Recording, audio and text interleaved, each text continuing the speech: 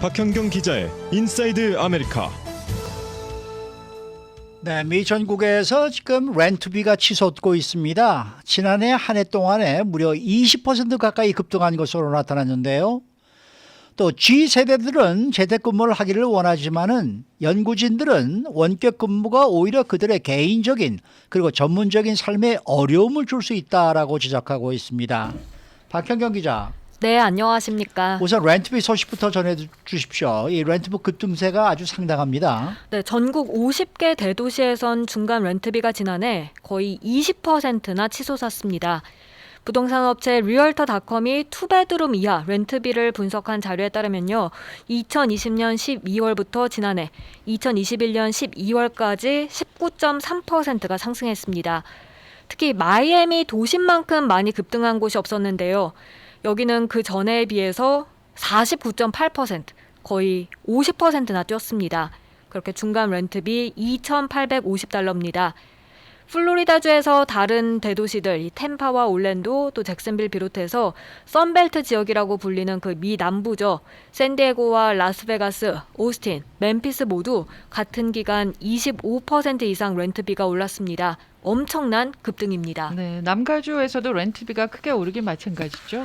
네, 지난주 나온 보도에 따르면 남가주 전역 렌트비도 크게 상승했습니다. 예. 지난 1년 사이 13%가 올랐는데요.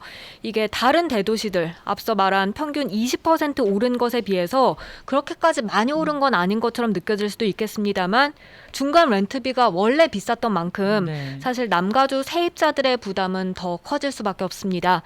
현재 남가주 중간 렌트비는 $2,744인데요.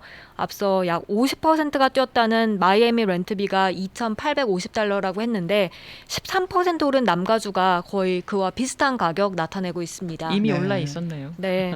이런 렌트비 급등세에 대해서 AP통신이 어제 이 새로운 또 보도를 했네요. 네, AP통신은 렌트비가 insane levels, 미친 수준에 도달했다고 표현했습니다. 이어 더 심각한 점을 지적했는데요. 이 렌트비 급등세가 끝이 보이지 않는다고 전했습니다. 가격이 떨어질 기미가 없다는 전망입니다. 즉 집이 없고 주택을 장만할 수 없어서 렌트에 사는 세입자들, 당분간 어쩔 수 없이 비싼 렌트비를 내고 살 수밖에 없는 상황이 계속되게 생겼습니다. 그런데 왜 이렇게 렌트비가 계속 오르는 건가요? 그 이유가 분석됐어요? 네, 여러 가지 요인들이 복합적으로 렌트비 상승을 이끈 것으로 보입니다. 예. 우선 전국적으로 주택 부족 현상이 일고 있죠. 이런 가운데 렌트 건물 공실률이 상당히 낮습니다. 미 센서스국에 따르면 작년 4분기 렌트 건물 공실률은 5.6%입니다. 이건 1984년 이후 38년 만에 최저치를 기록한 겁니다. 이 리얼터닷컴의 다니엘 헤일 수석 경제학자는 공실이 많지 않고 채워야 할 빈 유닛들이 그렇게 남아있지 않다 보니까 이는 건물주에게 프라이싱 파워, 가격 결정권을 준다고 밝혔습니다. 근데 이게 매물로 나온 주택이 줄어든 것도 또 렌트비 상승에 한 몫을 했다 이런 분석이죠. 네, 이 팬데믹이 시작되고 나서 건설업체는 자재와 노동력 부족을 겪고 있죠. 이로 인해 주택 건설 속도가 느려지면서 원래 있었던 그 신규 주택 부족 현상은 더욱 심화됐습니다. 매물로 나온 주택 수가 역대 최저 수준으로 접어들면서 이는 주택 가격 급등으로 이어졌는데요. 그러자 상당수 고소득 가구들이 집을 사는 대신 그냥 세입자로 남게 됐습니다. 그렇게 세입자들이 더 많아지다 보니까 렌트 건물 공실은 줄어들고 렌트비는 상승하게 만들었습니다. 게다가 그 젊은 층들이요. 그렇잖아도 꽉 찬 이 렌트 시장에 진입을 했다고 하는데 그건 또 무슨 내용입니까? 코로나19 팬데믹이 시작되고 나서 예. 처음에는 그 젊은 층들이 부모가 사는 집으로 다시 들어가 살았는데요. 그랬죠. 근데 지난해 경기가 좀 회복되니까 부모 집에서 나와서 다시 혼자 살 집을 구하는 걸로 나타났습니다. 예. 하버드 대학의 조인트 센터 포 하우징 스터디즈의 윈니 에어굿 오브리치 연구원은 이 부분 지적하면서 억눌렸던 렌트 수요가 급증한 것으로 분석했습니다. 이처럼 렌트비로 얻는 수익률이 높아지니까 또 이거를 타겟으로 말이에요. 주택 매입에 나선 경우가 상당히 늘어났다면서요. 네, 기업들 또 기관 투자자들 주택 매입에 나서고 있는데 그게 또 렌트비를 더 끌어올렸다는 평가입니다. 작년 3분기 전체 주택 구매자 중 기업과 그 기관들, 투자자들 비율이 18.2%로 나타났다고 부동산 업체 레드핀은 전했는데요. 이건 1년 전 11.2%에서 확실히 늘어났습니다. 특히 기업이나 기관 투자자들이 타겟으로 삼은 지역들이 몇 군데 있습니다. 네. 애틀란타, 피닉스, 마이애미, 노스캐롤라이나주의 샬롯, 그리고 플로리다주의 잭슨빌입니다. 보시면 내륙과 남부 지역을 주로 공략한 건데요. 가격이 비싼 도시들에서 주민들이 이주할 때 인기 있는 지역들입니다.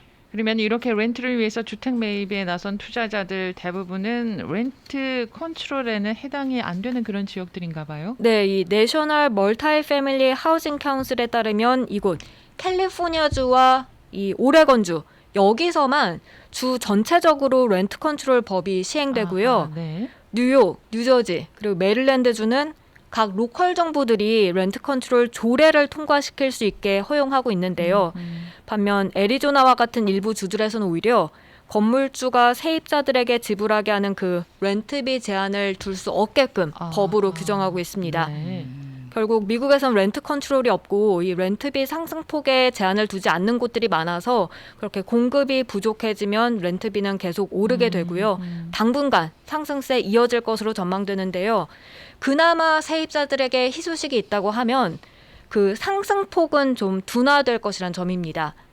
리얼터닷컴의 해일 수석 경제학자는 올해도 렌트비가 오르긴 하겠지만 주택 건설이 늘어남에 따라서 그 렌트비 상승폭은 둔화할 것이라고 관측했습니다. 자, 다음 소식입니다. 이 팬데믹 기간 동안에 원격 근무가 확실히 많이 늘어났고 아직도 이 원격 근무를 시행하는 곳이 많은데요. 가장 젊은 Z 세대의 경우에 이 원격 근무가 여러모로 좋지 않은 영향을 미칠 수 있다. 이런 이제 내용이 나왔는데 이게 어떤 내용입니까? 네, 월스트리트저널이 어제 보도한 내용인데요. Z세대는 어쩌면 사무실에서 근무하는 걸 아예 못 해볼 수도 있다고 전했습니다. Z세대 1997년에서 2012년 사이에 태어난 이들입니다. 근데 이 팬데믹 기간에 대학을 졸업하고 사무실이 폐쇄된 상황에서 직업을 구해서 이들 대부분은 앞으로 사무실 근무를 아예 해보지 못할 수 있다는 생각을 하고 있습니다.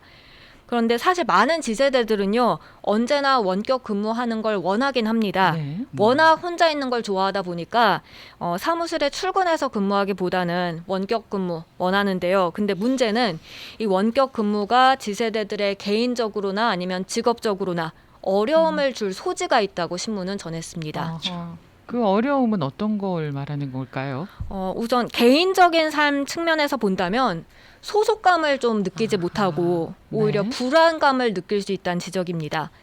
CSU LA의 센토 니시자키 교수에 따르면요. 작년 가을에 이 Z세대를 대상으로 설문조사를 벌였더니 전체 69%는 최소 근무 시간의 절반 이상을 원격 근무로 하고 싶다고 답했습니다.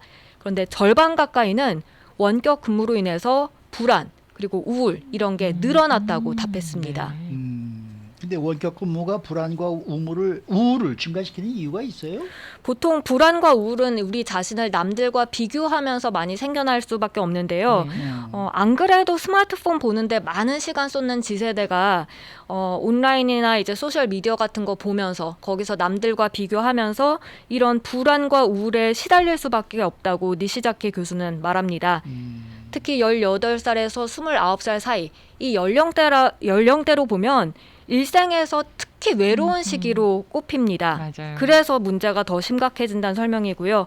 이 나이 때는 이제 부모와 같이 살지 않거나 또 거주지도 일정치 않기 때문에 안정적인 그런 관계, 친구 관계 맺기 쉽지 않을 가능성이 큰 시기인데요.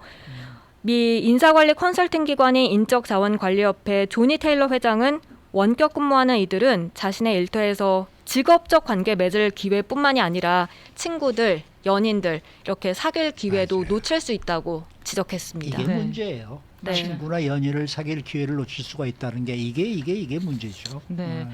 게다가 또 원격 근무가요. 그 Z세대에게 직업상 심각한 문제를 야기할 수도 있다고 하는데 이 부분은 어떤 부분이에요? 보통 사무실에서 근무하다 보면 사실 상사와 이야기 나누고 예. 또 남들과 얼굴 맞대고 이렇게 생활하면서 뭐 나이든 아니면 경험이 많은 동료들, 상사들에게 많이 배우죠. 그럼요. 그렇죠. 그게 사실 이전 세대들 같은 경우에 사무실 근무하면서 당연하게 경험할 수 있었던 것들인데요. 예. 근데 G세대는 그런 걸 못하면서 소외됨에 따른 그런 문제들이 생겨날 수밖에 없습니다. 자신의 직업에서 인적 네트워크를 구축하는데 어려움을 겪을 수 있습니다. 사실 원격 근무 자체에 이런 곤란함이 내재돼 있으니까 세대를 막론하고 다 그럴 수 있는 거 아니냐 생각할 수 있지만 아직 경험이 짧은 G세대에겐 한층 더 큰 문제로 이제 다가올 수 있다는 지적입니다. 네. 자신이 일을 잘하고 있는지 상사로부터 피드백 받기가 굉장히 어렵고요. 그렇게 되면 경력상 위기를 맞을 수도 있겠습니다. 그리고 원격 근무하는 G세대들은 눈에 보이지 않으면 마음에서도 멀어진다. 이걸 명언이죠. 걱정하고 있습니다. 네, 네. 실제 조사 결과에서도 잊힌다는 그런 두려움이 기우가 아님이 드러났는데요. 테일러 회장은 작년에 실시한 조사에서 슈퍼바이저 42%가 업무를 이제 나눠줄 때 원격 근무자들을 종종 깜빡 잊는다고 밝혔습니다. 그래서 월실저널은 이렇게 원격 근무를 시행한다 해도 사무실에서 일하는 날을 지정해서 회사 동료들과 대면할 기회를 만들고 기업들이 젊은 세대가 제대로 원격 근무를 할 수 있게끔 환경을 조성하는 게 중요하다고 강조했습니다. 네. 어쨌든 사람은 사회적인 동물이잖아요. 글쎄 말이에요. 네. 이게 집에서 혼자서 일을 한다는 게 이게 별로 그렇게 좋은 일이 아닌 것 같아요. 저는. 저도요. 수고 많으셨습니다. 네, 감사합니다. 박현경 기자였습니다.